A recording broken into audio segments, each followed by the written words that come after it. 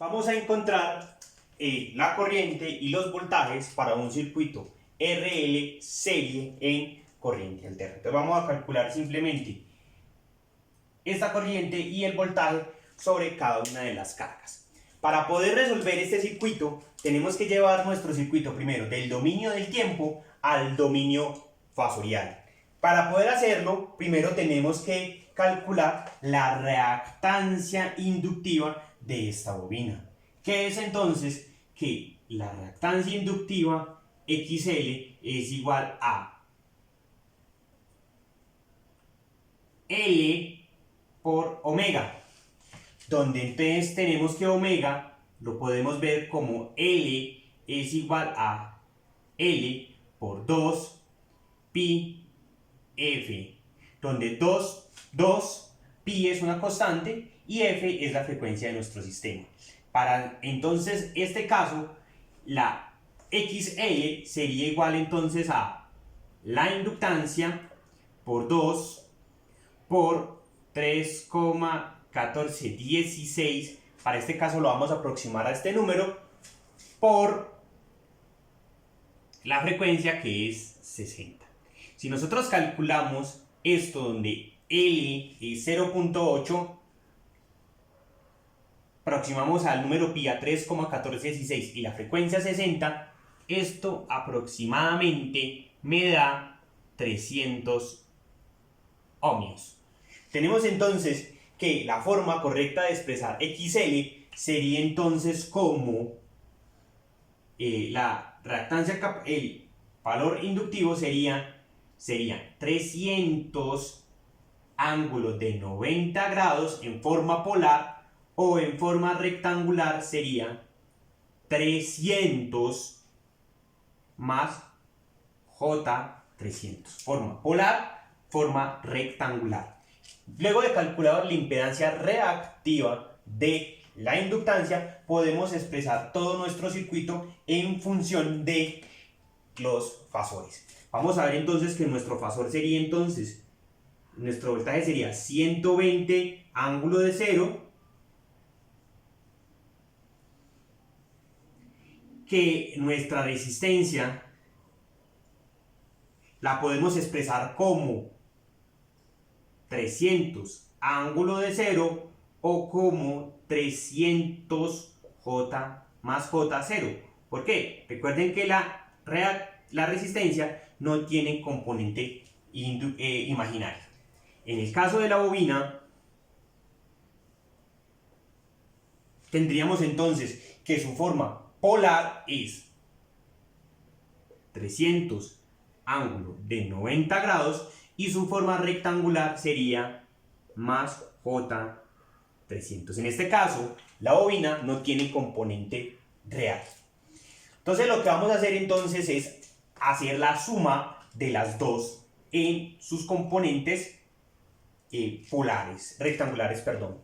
Entonces tenemos que la Z equivalente sería entonces igual a ¿quién? A la Z de este, que es 300 más J0, más la Z de este, que es 0 más J300. De esta forma, la Z equivalente en rectangulares sería igual a 300 más J300. Este sería la Z equivalente en rectangulares. Para poder hacer el cálculo de la corriente, tendríamos que hacer una división, y por tanto es mejor tenerlo en polares. Vamos a pasar esta Z equivalente que están rectangulares a polares. Entonces tenemos que la magnitud de la Z equivalente es igual a la raíz cuadrada de 300 al cuadrado más 300 al cuadrado.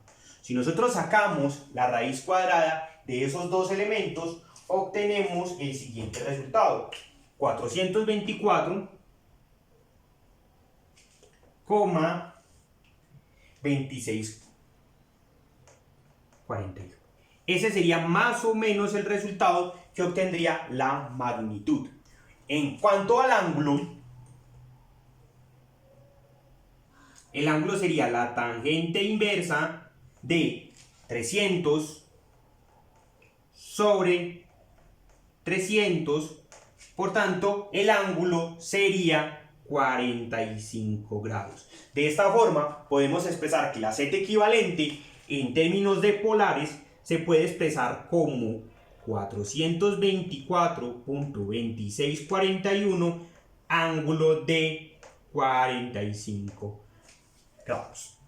Aquí ya tendríamos ¿quién? La z equivalente. Vamos a calcular entonces la corriente de nuestro circuito. Para calcular la corriente de nuestro circuito simplemente haríamos lo siguiente. La corriente es igual al voltaje dividido la impedancia. ¿Qué tenemos entonces? Que el voltaje ¿cuál es? 120 ángulo de 0. 120 ángulo de 0. Dividido ¿quién? La z. Que sería 424,2641 ángulo de 45 grados. De esta forma entonces obtenemos que al dividir este número obtenemos el siguiente valor, 0.2828. Ángulo de 0 menos 45 sería menos 45 grados. Esto está en amperios. Ya tenemos entonces la corriente. Esta sería entonces la corriente que pasa por el circuito. Me tocaría entonces calcular el voltaje que fluye por cada una de las cargas, tanto por la resistencia como por la bobina. Vamos a hacer entonces eso. Tenemos que el voltaje 1 sería igual a la resistencia, que sería ¿cuánto? 300 ángulo de 0, por la corriente, ya tenemos la corriente que es ángulo de menos 45, y este resultado me da 84.84 ángulo de menos 45 grados. Vamos a ver entonces que mi voltaje 2 va a ser igual a ¿quién? A 300 ángulo de ¿quién? De 90 grados por la corriente que sería 0.2828 ángulo de menos 45 grados. Entonces esta corriente, este voltaje sería 84.84 y el ángulo sería 90 menos 45 sería 45 grados. Cabe decir que este va a tener un ángulo diferente debido a que es el voltaje en una bobina. Vamos a verlos un poco mejor si graficamos los fasores. Entonces vamos a ver entonces cómo se verían los diferentes fasores.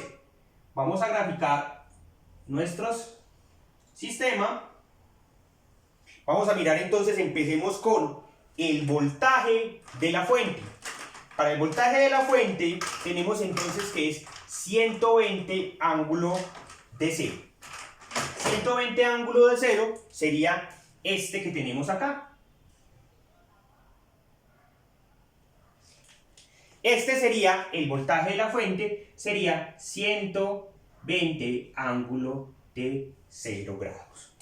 Vamos a graficar entonces el ángulo de la corriente. El ángulo de la corriente sería 0.2828 ángulo de menos 45 grados. Entonces el ángulo de la corriente sería, vamos a realizarlo con este azul, sería más o menos por acá. ¿Este sería quién? La corriente. Vamos a graficarla pequeña porque la magnitud es pequeña. Simplemente esta sería la corriente en ángulo de menos 45 grados. Vamos entonces a ver el voltaje de la primera, de la resistencia. Vamos a ver que el voltaje de la resistencia es también ángulo de menos 45. Entonces vamos a ver que el voltaje de la resistencia tiene una característica. el voltaje de la resistencia, que sería nuestro V1, está en fase con respecto a la corriente. Si nosotros graficamos el voltaje 2, estaría ¿dónde?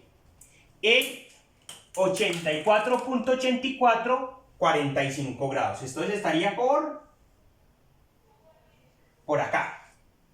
Más o menos como por aquí, en la misma magnitud que tenemos de abajo, que tendría que este sería la misma magnitud, pero con ángulo de 45 grados. Ahí podemos ver entonces varias cosas. Uno, que el voltaje y la corriente están en fase para la resistencia, y que para la bobina tenemos desde la corriente al voltaje tenemos 90 grados de desfase. Vamos a ver entonces que este sería nuestro diagrama fasorial del circuito.